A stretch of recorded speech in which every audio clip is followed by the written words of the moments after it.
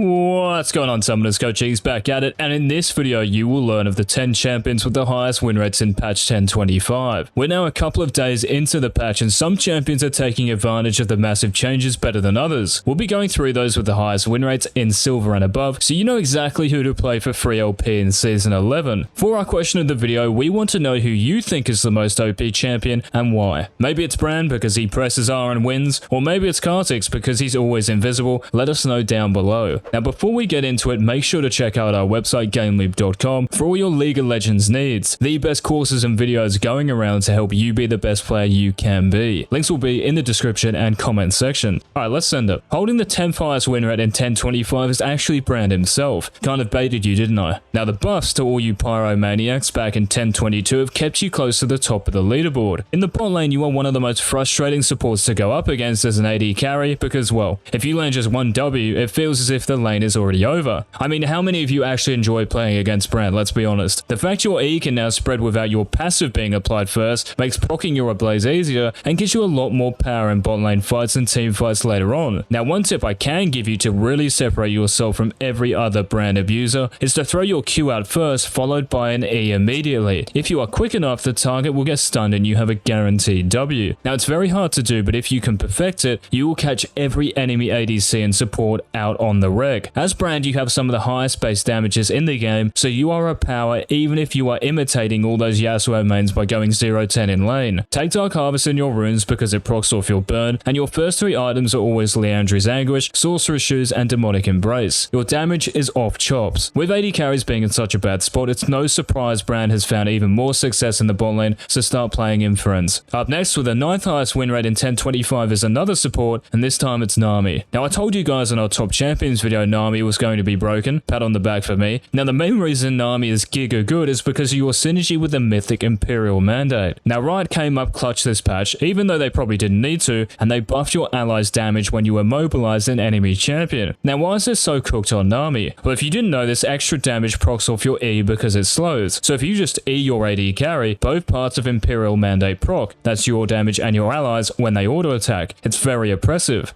Obviously, this also procs on your bubble and wave. What also helped Nami this patch were the changes to Ardent Sensor and Staff of Flowing Water. Instead of needing a blasting wand to buy these items, you now need 2 amplifying tones, which are way more attainable. As you all know, sometimes it's hard to acquire 850 gold as a support, especially when your team is win trading. So now you can spend that awkward gold amount you have on an amp tone. Guys, Nami is performing extremely well at the moment. She even has a 55% win rate in high elo, which is just nuts. So definitely start playing her. This next win rate will come as no surprise to most of you, I'm sure. With a 52.6% win rate, it's Malphite. Now, Rock Solid has been just that in this preseason, and his presence is still being felt in 10.25. Now, even though Malphite might be the biggest meathead in League of Legends, in that you don't need to know much about him to succeed, there are a few intricate details I want you guys to know about. And these will also help you out if you struggle dealing with this shard in the monolith. Now, when Malphite has his shield from his passive, this is called Granite Shield, his W triples his bonus armor. So if you're playing Malph, you should always be looking to trade with both of these on the cards, and if you're playing against Malph, you should be looking to break his shield before you start fighting. This reduces his bonus armor and is critical. In the early game as Malph, your mana costs are high, so if you're throwing out Qs like they're nothing, hey, you will be auto attack Malph real quick. Always keep an eye on your mana pool and manage it. If your jungler or the enemy jungler pays you a visit, you want to be able to use your abilities. One last tip, your W is an auto attack reset. So if your opponent jumps onto you, first of all, God help them, or if you ult onto them, auto attack and W immediately to get in another basic attack straight away. Now, this may seem inconsequential, but your W actually gives you a good chunk of damage and scales off your armor, so put some respect on it. Use these tips and you will be as solid as a rock in the top lane this patch. We're back to the bot lane with this next champion. The 7th highest win rate in 10.25 is held by Swain. Now, Swain is very similar to Brand. He's a very scary support for any AD carry because he deals a heck of a lot of damage, especially once Leandri's Anguish is bought. Now, in lane, when you're playing Swain, think of your E like Ahri's Q. It passes through targets and on the way back, roots the first enemy it hits. This includes minions. What's vital here is to use your Nevermore with the rest of your abilities, including your passive. So when your root hits the enemy AD carry, for instance, you can then use your passive and pull them towards you, and this ensures your W and Q to also land. This is also important for your Death's Hand because the closer the enemy is, the more bolts you hit. Try to think of this as a shotgun. Your passive Ravenous Flock and Nevermore both have a 10-second cooldown, so use these abilities in concert with one another.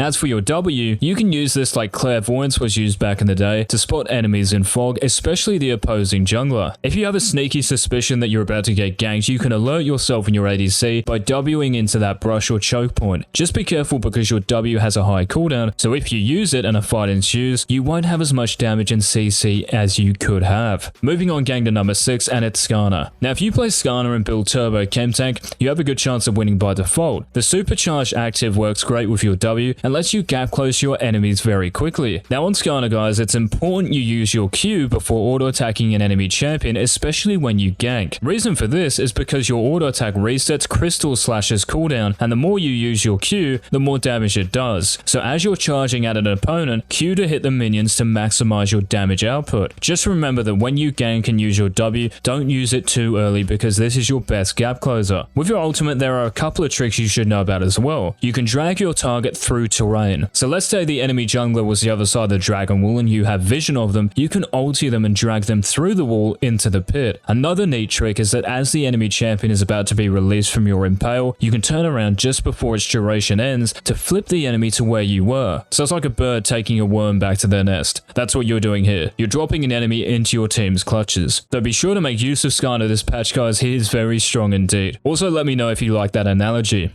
Now at the 5th spot on our countdown we have Nunu with just under a 53% win rate. Nunu has been a top 5 champion for the entire preseason and remains one this patch. What a streak he is on. Now the main reasons he's broken and a must play are as follows. Sunfire Aegis and Nunu are an unfair combination. The Immolate passive lets you burn your way through monsters as quick as anyone, and you are always healthy because of your Q. Now like Skarner, Nunu is one of the game's best gankers. Your snowball is a deadly weapon, but you have to know how to use it right. When you're ganking in the early game, you can start your snowball in the middle of river over the Scuttle Crab boost to increase your movement speed. You reach whatever lane you are ganking quicker, and even if it's awarded, don't care. You gank at such a pace it's very hard to avoid, especially for enemies who don't even realize your team has a jungler. Also remember that your ultimate gives you a shield, so the damage and slow is great, but if you are close to dying in a teamfight, you can quickly pop absolute zero to save yourself. Nunu has been and will continue to be one of the premier junglers in Season 11 guys, so get around him. Moving on to the 4th highest win rate in 1025, we have Ramus. Now as Ramus, you are always going to find success in lower levels of play because you can punish overextended enemies with your amazing ganks. In this patch as well, you work so well with Sunfire Aegis, and you counter a lot of the squishy damage dealers that are picked across the board. Think of Yasuo, Akali, Kayn, and then think of the AD carries you come across. Because they are weak in general at the moment, your agency is as high as it's ever been. They tickle you on a good day, and you can one-shot them with one taunt. So if there was a time to pick the Armadillo, it's right now. When you powerball into a champion and taunt them, press W and R to maximize your damage. Now this is possible because you don't have to channel either ability. Now your W makes the enemy deal damage to themselves because of the thorn effect, and this scales off your armor, so it becomes even more impactful later in a game. Now when you auto attack an enemy champion with your W active, your autos deal more damage based on your total armor, so you actually become a massive damage threat to enemy carries. Make sure to cover your early clear by warding your second buff so you don't get cheesed, because this is when you are weakest. If you secure your first few levels and get to level 3 unscathed, you will be powerballing your way to Ws. GameLeap, as I predicted this next pick would be a top champion this patch, and it wasn't exactly hard. The 3rd highest win rate is boasted by Fizz. Now that mana nerf Riot gave you guys has really helped, hasn't it? As Fizz, you were the best mid laner in the game last patch, and you are still arguably the best this time around as well. Your damage is exactly the same, so you will still be one-shotting every champion in the game. On top of that, the cheap ability haste you can acquire early in a game via Lucidity Boots and Zhonya's Hourglass gives you so many more opportunities to trade and dominate early on. Now lots of Fizz players are still building Night Harvester and Protobelt. Guys, time to stop. From this video onwards, you are building Liandry's Anguish after your cooldown boots and Zhonya's. Anguish gives you 20 ability as solves all your mana problems you may now have with the mana growth nerf, but I doubt it, and the burn damage stacks with your W's damage over time, so you hit as hard as ever. Diving the enemy backline is incredibly easy because of your ability haste, and if you do get in trouble, you can just Hourglass to wait for another round of cooldowns. If you want a real carry mid laner, and carry in general, Fizz is still the pick.